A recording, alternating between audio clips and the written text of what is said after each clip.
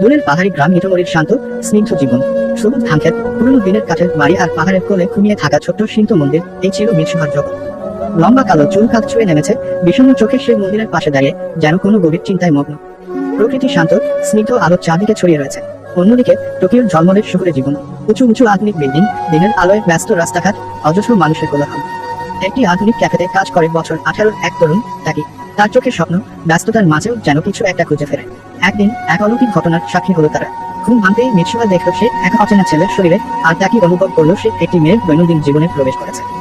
আয়নার সামনে তারা একে অপরের অস্পষ্ট বিকৃত প্রতিচ্ছবি দেখল। এই রহস্যময় পরিবর্তন তাদের জীবনকে এক নতুন পথে চালিত করলো। শরীরের এই অপ্রত্যাশিত বদল তাদের মধ্যে এক অদৃশ্য বন্ধন তৈরি করলো। তারা একে অপরের হাতে নিজেদের নাম, অনুভূতি আর কিছু জরুরি কথা লিখে রাখতে শুরু করলো। এই অদ্ভুত সংযোগের মাধ্যমেই তারা ধীরে ধীরে একে অপরের কাছাকাছি এলো। কিন্তু তাদের এই সংযোগ বেশি দিন স্থায়ী হলো না। একদিন তাকে জানতে পারলো মিৎসুহার গ্রাম ইটোমরি এক ভয়াবহ ধূমকেতুর আঘাতে সম্পূর্ণ ধ্বংস হয়ে গেছে। পাহাড়ের উপর দাঁড়িয়ে ধ্বংসস্তূপের দিকে তাকিয়ে তার মন গভীর বেদনায় করে উঠল। প্রিয় মানুষটিকে হারানোর এক তীব্র অনুভূতি তাকে গ্রাস করলো। তবুও তাকে হাল ছাড়লো না।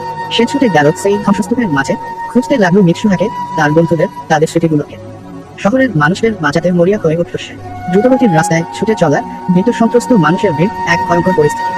কিন্তু প্রকৃতির খেয়ালে ধীরে ধীরে তাদের একে অপরের স্মৃতি ঝাপসা হতে শুরু করলো। আলাদা ট্রেনে বসে জানালার বাইরে তাকিয়ে তারা অনুভব করলো এক গভীর শূন্যতা, যেন কিছু একটা হারিয়ে গেছে, যার কথা তারা আর মনে করতে পারছে না। বিষণ্ণ ম্লান রঙে তাদের স্মৃতিগুলো ফিকে হতে লাগলো। তারপর বহু বছর পর টোকিওর এক ব্যস্ত রাস্তার মোড়ে একটি সিঁড়িতে তাদের আবার দেখা হলো। প্রথমে একে অপরের দিকে তাকিয়ে তারা চিনতে পারল না, কিন্তু এক মুহূর্ত পরেই তাদের চোখে খেলে গেল সেই পুরনো চেনা অনুভূতি, হারানো কিছু ফিরে পাওয়ার আনন্দ, বহুদিনের প্রতীক্ষা শেষ। তাদের চোখে মুখে ফুটে উঠল সেই হারানো সংযোগ ফিরে পাওয়ার হাসি। এইভাবে এই গ্রামীণ মেয়ে মিৎসুহা আর শহুরে ছেলে তাকি এক অলৌকিক ঘটনার মাধ্যমে বাধা পড়ে একে অপরের জীবন পরিবর্তন করে দেয় এবং অবশেষে খুঁজে পায় তাদের ভালোবাসার পূর্ণতা।